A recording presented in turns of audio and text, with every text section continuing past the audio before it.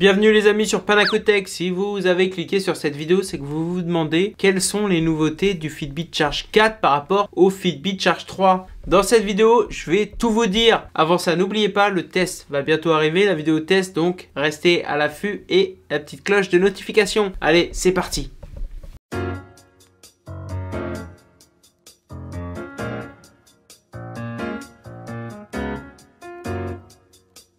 On retrouve beaucoup de points similaires entre la Charge 3 et la Charge 4, notamment au niveau de l'aspect physique. On est vraiment sur le même bracelet, le même type de bracelet. Au niveau des dimensions, on est vraiment très proche, à 1 mm près pour la largeur et l'épaisseur. C'est pareil au niveau du poids.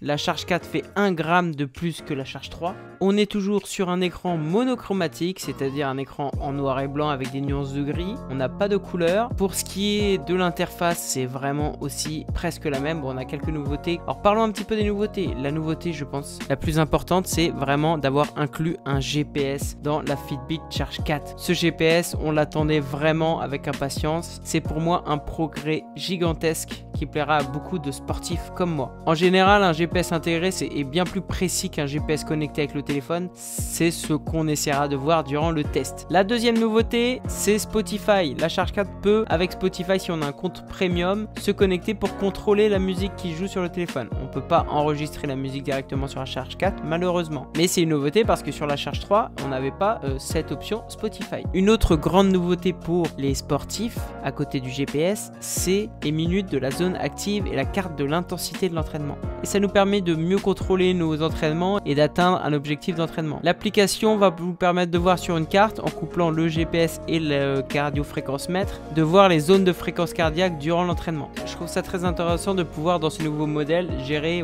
nos zones de fréquence cardiaque. Pour ce qui est de la durée de vie, on est approximativement pareil. C'est 7 jours annoncés contre 7 jours annoncés aussi pour la Charge 3. On verra dans l'utilisation si c'est respecté. L'autonomie de la Charge 4 en utilisant le GPS est de 5 heures. Bon, ça, on n'avait pas cette donnée sur la Charge 3 car il n'y avait pas de GPS. Pour ce qui est du NFC et du paiement sans contact, dans la version de base de la Charge 4, il est possible d'avoir le paiement sans contact. Il n'y a pas besoin d'une édition spéciale comme la Charge 3. La Charge 3 et la Charge 4 sont étanches jusqu'à 50 mètres. La question que je peux me poser et que vous allez sûrement me poser, c'est vaut-il mieux acheter la Charge 4 ou la Charge 3? Ou alors, vaut-il la peine de passer de la Charge 3 à la Charge 4? Pour moi, le GPS intégré est déjà un très bon argument pour passer de la Charge 3 à la Charge 4. C'est vraiment un facteur important si on fait du running et même du sport en extérieur. En plus, on a quelques nouveautés dans le fitness que je vous avais dit avec les zones d'intensité cardiaque qui va nous permettre d'avoir un meilleur résultat et de meilleur suivi des entraînements. Après, si vous êtes abonné à Spotify, le fait de pouvoir contrôler Spotify, c'est déjà pas mal aussi. Le fait d'avoir intégré le paiement sans contact directement dès la version standard de la Charge 4, ça m'intéresse pas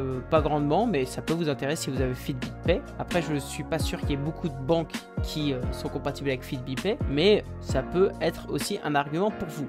Pour ce qui est du prix, actuellement la Charge 4 est à 150 €, la Charge 3 on peut la trouver entre 90 et 100 €, donc vaut-il mieux mettre 50 € de plus pour avoir la Charge 4? Personnellement, moi je mettrais 50 € de plus pour avoir le GPS et les nouvelles fonctionnalités d'activité physique. C'est plus intéressant et c'est vraiment mieux. Après, à vous de voir si ça vaut la peine en fonction de vos activités physiques. Voilà les amis, vous savez tout sur les nouveautés, les quelques fonctionnalités nouvelles de cette Fitbit Charge 4. Rendez-vous bientôt sur la vidéo test pour voir si ce bracelet vaut le coup ou non. Merci d'avoir regardé cette vidéo, lâchez un like, abonnez-vous et à bientôt sur ma chaîne.